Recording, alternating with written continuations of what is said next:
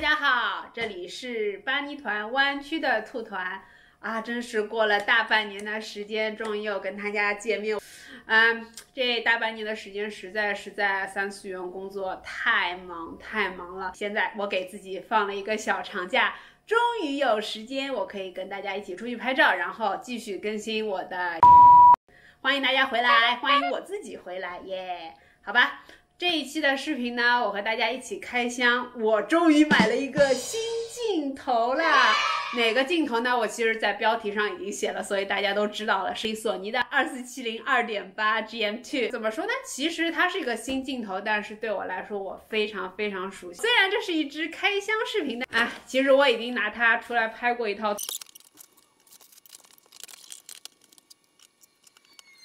所谓的开箱完成，耶 ！OK， 但是呢，这支视频主要当然不是开箱这个动作这个过程啦，主要是我想跟大家说一下，就聊一聊我为什么对2470会非常熟悉啊。我们一边拆一边说啊。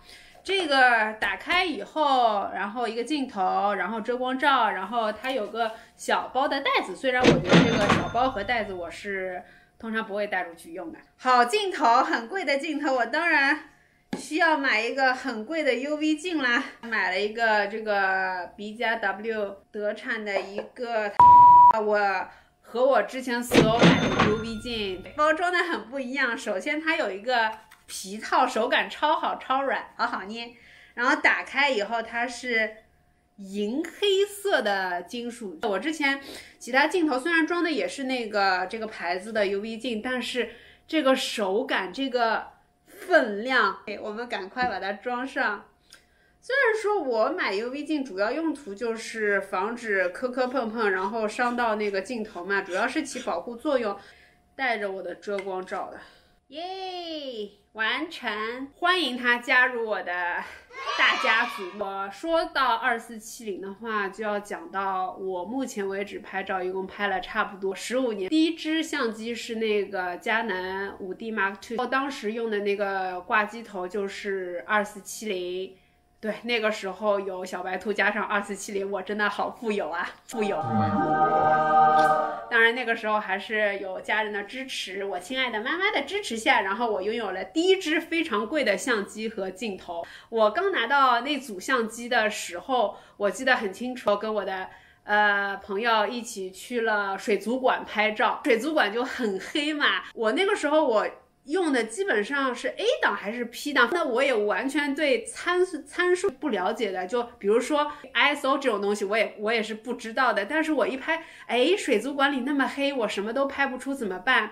然后我就随便一通乱摁乱调，然后突然发现，把这个叫 ISO 的东西调在很高的时候，我可以拍出来了耶！然后那小小的屏幕我也看不出来实际的效果，很开心。哇，原来那么简单，我就可以拍出来了。回去之后我把它那个图导到电脑里去看一下，大家可以想象到那个画质惨不忍睹。那是我第一次知道 ISO 是什么，那个时候是我第一次拿着相机调了参数，得到了最后的结果。有很长一段时间我还是用那个自动挡，玩了大概2-3年的时间，就是自己摸索，然后各种看看摄影论坛，然后问问朋友，大概了解一下，就类似于光圈啊、速度啊之类的。大概那支镜头有用了7-8年的时间，就用了时间久了。相机其实没有什么问题，但是那个时候我的镜头就很糊。那个时候我就成天就是研究别人的图，为什么别人的图就看上去那么的精致，那么的锐利，就感觉就是质量很高。然后那个时候我就一直在研究，什么都研究，只要能够提升画面的精致程度，我都会去试一试。从相机，然后到 P 图的话，从导入Photoshop 里面调整，然后以保持原来的画质，然后输出的时候用什么格式输出，然后存成各种格式，然后尝试下最后得到的图是否可以稍微看上去精致一点。然后后来发现还是会差，就是我所谓的高精度的照片差那么一截别人的镜头，我朋友的镜头，然后借了用了一下，就所谓的定焦。但是我试了一下，真的就觉得画质从这样一下子变到了这样。小谭玉入的是佳能的50多少来着，反正就是最便宜那个塑料头，然后开始的。后来呢，相机坏了，对，然后在我的朋友的强力安利之下，然后我就入了索尼科纳，干脆就全都换掉了。那个时候我就入了那个 A7R2的55 1.8，然后后面其实我还陆续有很多昂贵的头，曾经有一段非常悲伤的过去，有一些昂贵的头没有了，比如说163，后来我再也没有买过很贵的头。可以看到最一开始我用的那个佳能2470相机拍图随便拍，让我产生兴趣，知道怎么拍 cos， 知道拍各种场景。各种人、各种动态，就是一个非常初阶的阶段。到了那个第二段的时间，就是定焦头。从刚开始我研究如何把我的照片画质给提升，到了我用了那个定焦头，更想去关注光影之间的关系和颜色。就有限的空间，最普通的头当然提供了很好的画质的前提下，我怎么用平平无奇的一个镜头去把就是那小框框里的画面的内容拍到最丰富、最有趣，这个画面是有张力的。对，很长一段时间我都是用定焦头在做这么一件事情。可以说第一个阶段初心者去玩相机，到了第二个阶段定焦头的时候呢，多磨练一下自己，给自己有限的条件去做到最好。55的话非常恋人，现在也是在那个阶段的话，不妨入一个定焦，就是55或者50。当然选你现在预算可以买得到最贵的那一档镜头。那我要讲讲为什么我现在又回到了2470。我入这个镜头是因为现在越来越多涉及到一些，比如说拍 event， 说拍婚礼啊、户外写真这样的一些工作场合。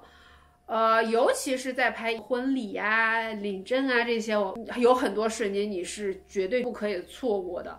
我很长的时间就是用定焦头，几秒钟的时间，赶紧从那个55换成我的小破28，一边换一边担心，千万不要错过。你说人家新郎都在给新娘套戒指了，我在角落里换镜头。我可以称之这个2470为我的工作头。其实我拿这支镜头已经出去拍过一套图了，如果你有 follow 我的 IG。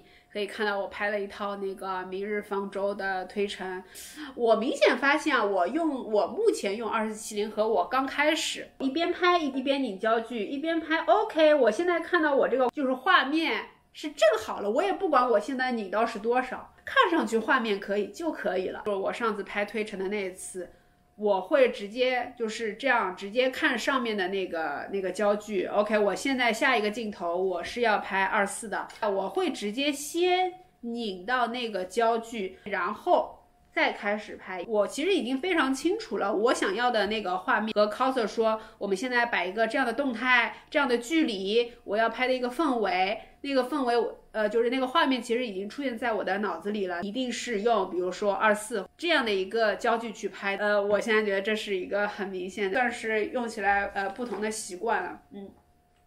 可能之后我会有更多的想法，在朝哪一方面做更多的努力吧。就目前来说的话，我想到的，我想拍摄的时候更自由。